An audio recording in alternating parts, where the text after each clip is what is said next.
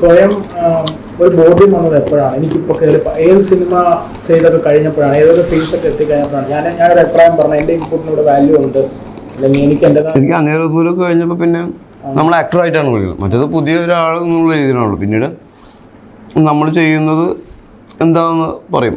നമ്മളെ മോൾഡ് ചെയ്യാൻ അധികം ശ്രമിക്കില്ല. ചില ഡയറക്ടേഴ്സ് മാത്രമേ മോൾഡ് ചെയ്യാൻ ശ്രമിക്കുള്ളൂ.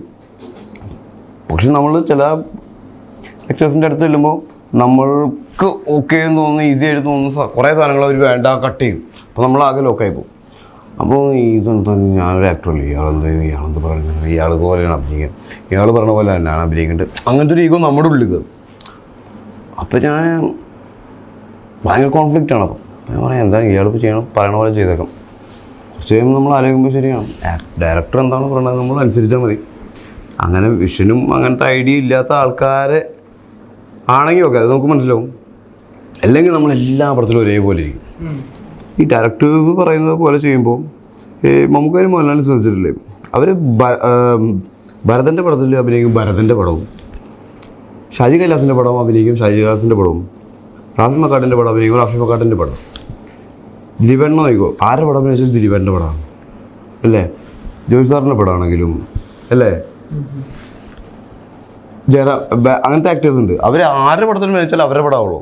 പക്ഷെ മമ്മൂക്കാടി മോഹൻലാലിനെ എടുത്ത് നോക്കിക്കഴിഞ്ഞാൽ അവർ അഭിനയിക്കുന്ന പടങ്ങൾ അവരുടെ ഡയറക്ടേഴ്സിൻ്റെ പടം പോലെ ഇരിക്കും.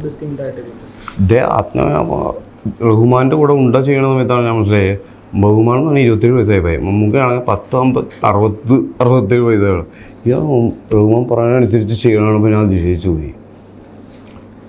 അതായത് ഒരു കൊച്ച് നിന്ന് അനുസരിക്കുന്നത് പോലെ പുള്ളി പറയും പുള്ളിയുടെ അഭിപ്രായങ്ങൾ, അത് വേണ്ട നമുക്കാന്ന് പറഞ്ഞു കഴിഞ്ഞാൽ ഓക്കെ, നിനക്ക് വേണമെങ്കിൽ വേണ്ട അതുകൊണ്ട് അതേപോലെ കണ്ട് ചെയ്യും. ഇത് എന്തുകൊണ്ടാണ് അവർ ഡയറക്ടർ പറയുന്നത് അവരനുസരിക്കും കറക്റ്റായിട്ട്. ആക്ടർ ഷുഡ് ഒബേ എന്ന് പറയും. നല്ല അനുസരണശീലവും ക്ഷമയുള്ള ഒരു കുട്ടിയായിരിക്കണം, എന്നാലാണ് അവൻ്റെ ക്യാരക്ടേഴ്സ് ഡിഫറെൻ്റ് ആയിരിക്കുള്ളൂ. അല്ലെങ്കിൽ അവൻ ചെയ്യുന്നത് എപ്പോഴും ഒരേപോലെ ആയിരിക്കും. ഇത് എല്ലാവർക്കും കുറച്ച് കഴിയുമ്പോൾ അവരുടെ ഉള്ളിലെ ഞാൻ വലിയ ആക്ടറാണോ, ഞാൻ ചെയ്യുന്നത് കറക്റ്റാണെന്ന് തോന്നിക്കഴിഞ്ഞാൽ അതിന് ബ്രേക്ക് ചെയ്യാൻ പാടാം. പുതിയൊരു ഡയറക്ടറെ അടുത്ത് വന്നു ആ ഡയറക്ടർ പറയുമ്പോഴേ, അപ്പം നമുക്ക് മോഹൻലാലായിരിക്കും അത് ഏറ്റവും കൂടുതൽ അനുസരണയുള്ള ആൾക്കാർ, ഡയറക്ടറിനനുസരിച്ച് പെർഫോം ചെയ്യുന്നതും അല്ലെങ്കിൽ ആ ഡയറക്ടർക്ക് വേണ്ടത് കൊടുക്കണതും, ഒരു പ്രശ്നം ഉണ്ടാക്കാതെ. പ്രശ്നങ്ങൾ ഉണ്ടാക്കുമായിരിക്കും അവർ, പക്ഷേ അവർ ഡയറക്ടർക്ക് അനുസരിച്ച് എത്ര പ്രായം കുറഞ്ഞ ആളാണെങ്കിലും നമുക്ക് അനുസരിക്കാമല്ലോ. അത് നമുക്ക് അനുസരിക്കേണ്ട കാര്യമില്ല. 27 വയസ്സായി പറയുമ്പോൾ നമുക്ക് നാഷണൽ അവാർഡ് എത്ര വാങ്ങി അങ്ങനെയല്ലേ വിചാരിക്കും നമ്മൾ. അത് പലപ്പോഴും നമുക്ക് പറ്റില്ല. പക്ഷേ നമ്മൾ തന്നെ ബ്രേക്ക് ചെയ്തിട്ട് നമുക്കൊരു സാധനം ചെയ്യാൻ ഈസി ആയി തോന്നിക്കഴിഞ്ഞാൽ നമ്മളതിനെ ബ്രേക്ക് ചെയ്ത് നമ്മൾ തന്നെ ബ്രേക്ക് ചെയ്യണം. അല്ലെങ്കിൽ വേറെ ആരെങ്കിലും ബ്രേക്ക് ചെയ്യാൻ വരുമ്പോൾ നിന്ന് കൊടുക്കുകയും വേണം, അവർ ബ്രേക്ക് ചെയ്തിട്ട് പോയിക്കോളും. കുറച്ച് ഈഗോ പ്രശ്നങ്ങളൊക്കെ ഉണ്ടെങ്കിലും പടം വരുമ്പോൾ ആക്ടറാണല്ലോ മികച്ചതാവണത്. അപ്പോൾ ഡയറക്ടർ മറക്കുമല്ലോ നമ്മൾ.